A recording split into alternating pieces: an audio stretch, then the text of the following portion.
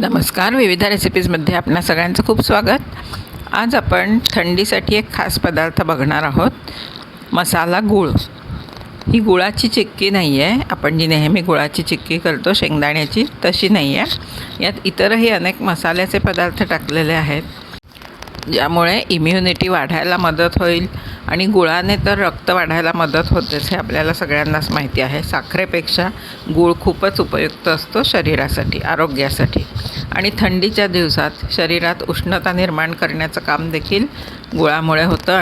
म्हणूनच थंडीच्या दिवसात आहारात गुळाचा वापर जास्त केला जातो. वेगवेगळे लाडू बनवण्यासाठी देखील गूळ वापरला जातो. तर आज आपण मसाला गूळ नावाचा हा प्रकार बघणार आहोत. त्यासाठी काय काय साहित्य लागतं बघूयात. अर्धा किलो गूळ घेतलेला आहे. हा साधा गूळ आहे. मी जरा तो बत्त्याने ठेचून घेतला आहे, मऊ केला आहे. म्हणजे हे बघा, सुरीने कापत बसण्यापेक्षा वरून जरा ठेचल्यामुळे तो मऊ झाला आहे. आणि तुम्ही पावडर गूळ देखील घेऊ शकता. केमिकल फ्री गूळ मिळतो, पावडर गूळ मिळतो, तो देखील घेऊ शकता. परंतु मी पावडर गूळ अशासाठी घेतला नाही की त्याचा रंग काळपट येतो, त्यामुळे वड्यांचा रंग काळपट येतो, म्हणून मी घेतला नाही आहे. साधा गूळ घेतला आहे. आता हे पाऊण वाटी शेंगदाणे आणि पाऊण वाटी किसलेलं सुकं खोबरं आपण घेतलेलं आहे.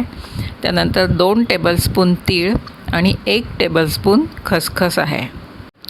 हे सगळं आपण तव्यावर भाजून घेणार आहोत. भाजल्यामुळे खोबरंसुद्धा पटकन वाटलं जाईल. नंतर आपल्याला ते मिक्सरमधनं बारीक करायचं आहे, म्हणून आधी शेंगदाणे भाजून घेऊयात. शेंगदाणे चांगले खरपूस भाजून घ्यायचे आहेत आणि साल न काढता आपण ते बारीक करणार आहोत. बारीक म्हणजे अगदी पावडर नाही करायचे, पण जरा असं जाडसर त्याचा कूट करायचा आहे. शेंगदाणे भाजल्यानंतर आपण खोबरं भाजणार आहोत. तुम्ही जर विविधा रेसिपीजला सबस्क्राईब केलं नसेल तर जरूर सबस्क्राईब करा.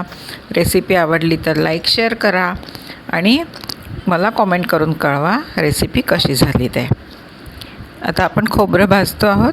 शेंगदाणे काढून घेतलेत. भाजून झाल्यावर खोबरं पटकन भाजून होतं, त्यामुळे लक्ष ठेवायचं आहे, जास्त लालसर करायचं नाही आहे. भाजून झालं आहे ते आता काढून घेतलं आहे.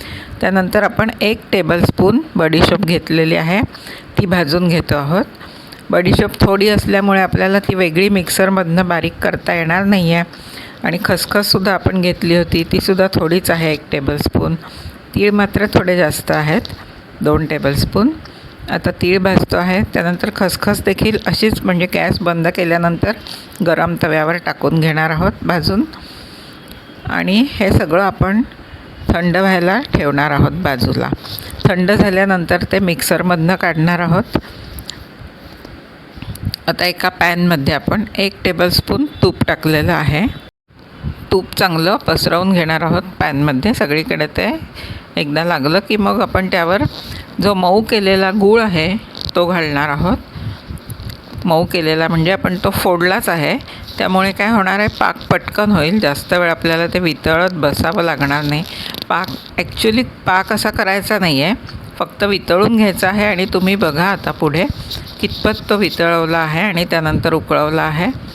कारण जास्त कडक केला तर आपल्या वड्या कडक होतील, त्यामुळे अगदी लक्षपूर्वक उकळी आणायची आहे गुळाला. 1 चमचाभर पाणी घातलं आहे त्यात, फक्त आपला छोटा टेबलस्पून पाणी घातलं आहे वितळण्यापुरतं. त्यानंतर तो आता वितळायला सुरुवात झाली आहे. सुरुवातीला गॅस मोठा केला आहे. एकदा वितळला की नंतर गॅस कमी करायचा आहे किंवा मध्यम करायचा आहे. हे बघा, अशा प्रकारे गूळ वितळलेला आहे. हा साधा गूळ आहे, चिक्कीचा गूळ नाही आहे. पूर्ण वितळून आता उकळायला सुरुवात होईल. एकदा उकळायला लागला की गॅस आपण बंद करणार आहोत. सतत ढवळत राहायचं आहे, खाली लागू द्यायचं नाही आहे. नॉनस्टिक असल्यामुळे तो एक प्रश्न येत नाही लागायचा, परंतु खाली काळपट होऊ शकतं एकाच जागी हलवलं नाही तर. त्यामुळे सतत हलवत राहायचं आहे. हे बघा, अशा प्रकारे. आता खालनं थोडे बुडबुडे यायला लागलेत, म्हणजे ते उकळायला सुरुवात होती आहे. एकदा सुरुवात झाली की पटकन उकळायला वेळ लागत नाही. हे बघा, उकळला आहे आणि आपण गॅस आता बंद केलेला आहे. उकळला की पटकन गॅस बंद करायचा आहे आणि त्यात आता आपण दाण्याचा कूट जो केलेला आहे तो आधी टाकणार आहोत. गॅस बंद करून आपण सगळे पदार्थ त्यात घालतो आहोत हे लक्षात घ्या. आता हा दाण्याचा कूट आहे जाडसर, अर्धवट असा जाडसर केलेला आहे. त्यानंतर हा 3 पदार्थांचा आहे, खोबरं, खसखस आणि बडीशोप हे एकत्र केले. खसखस थोडी ठेवली आहे वरनं लावायला. त्यानंतर वेलची आणि जायफळ पूड आहे एकत्र केलेली अर्धा चमचा. त्यानंतर आता सुंठ आपण त्यात घालणार आहोत. अर्धा चमचा सुंठ घालायची आहे. अजून एक मसाल्याचा पदार्थ शिल्लक आहे टाकायचा. त्यापूर्वी आपण हे चांगलं एकदा मिक्स करून घेऊयात. पाक थंड व्हायच्या आत, पाक नाहीच आहे, पाक म्हणता येणार नाही याला आपण, कारण अगदी पाक होईपर्यंत तो उकळवला नाही आहे. फक्त अगदी एक उकळी आल्याबरोबर गॅस बंद केला आहे आणि त्यानंतर हे सगळं मिक्स केलं आहे. आता आपण एक 5-7 काळी मिरी बारीक करून घेतली आहेत आणि ती मिरपूड यात घालणार आहोत. हे सगळं सर्दी खोकला न होण्यासाठी आहे. यात आपण जे जे काही पदार्थ टाकतो आहोत ते सर्दी खोकला न होण्यासाठी आहे. आता ही मिरपूड टाकल्यानंतर सगळे इन्ग्रेडियंट्स टाकून झालेले आहेत आणि अजून थोडं थंड झालं आहे, म्हणजे अजून थोडं घट्ट झालं मिश्रण की आपण ते एका ट्रेमध्ये काढून घेणार आहोत. साधा गूळ वापरल्यामुळे जास्त कडक देखील होत नाही हा मसाला गूळ आणि चिक्कीचा गूळ नसल्यामुळे चिकट देखील होत नाही. खायला खूप खुसखुशीत आणि छान लागतं. तर आता या स्टेजला आपण एका केक टिनला बटर पेपर लावून घेतलेला आहे आणि त्यावर ब्रशने तूप लावलेलं आहे. त्यावर आपण हे मिश्रण घालणार आहोत. आता भरपूर घट्ट झालं आहे, बघा कन्सिस्टन्सी कशी आहे ती. हे बघा टाकेपर्यंत इतकं घट्ट ते झालेलं होतं. आता यात सगळं मिश्रण काढून घेतल्यानंतर बरंचसं त्या आपल्या चमच्याला सुद्धा राहतं, ते काढून घ्यायचं आहे आणि त्यानंतर आपण हा टीन उचलून जरा आपटायचा आहे, म्हणजे ते एकसारखं सगळीकडे त्याची लेव्हल एकसारखी होते. हे बघा होत आले आहेत. आता वड्या व्हायला जास्त वेळ लागणार नाही त्याचा. अशा प्रकारे हे सगळं काढून घेतलं आहे आणि जरा हा टीन असा उचलून थोडा आपटायचा आहे, म्हणजे एकसारखं झालं की त्यानंतर वरती आपण त्याला हवं तसं गार्निश करू शकतो. हे बघा खसखस घातलेली आहे वरती. खसखस घातल्यानंतर तीळ देखील घातलेले आहेत आपण.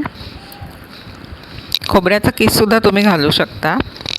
त्यानंतर मी थोडे पिस्ते घेतलेले आहेत, एक 5-6, आणि त्याचे काप करून त्यावर लावलेले आहेत आणि साधारण अर्ध्या तासानंतर आपण हे कापायला घ्यायचं आहे. छान कापलं जातं. अर्ध्या तासात ते थंड होतं, अगदी पूर्ण गार होत नाही पण कापण्या इतपत होतं आणि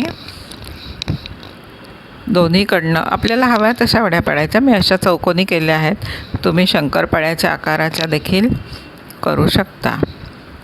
अशा प्रकारे वड्या केल्यानंतर आपण बटर पेपर काढून घेऊ शकतो. जर बटर पेपर लावलेला असेल ना पटकन निघतो तो. हे बघा, आणि वड्या देखील पटकन निघतात. आपण ऑलरेडी कापलेल्याच आहेत त्या. हे बघा किती इझिली वड्या पडल्या आहेत. आणि नंतर आपण एक एक वडी सुट्टी करायची आणि खायची. हे बघा भरपूर जाड झालेल्या आहेत या वड्या. एका वेळी एक वडी खाल्ली तरी पुरे आणि टेस्टीसुद्धा झालेले आहेत. तर असा हा मसाला गूळ तुम्ही नक्की करून ठेवा थंडीच्या दिवसात आणि केल्यानंतर मला कॉमेंट करून कळवा कसा झाला ते.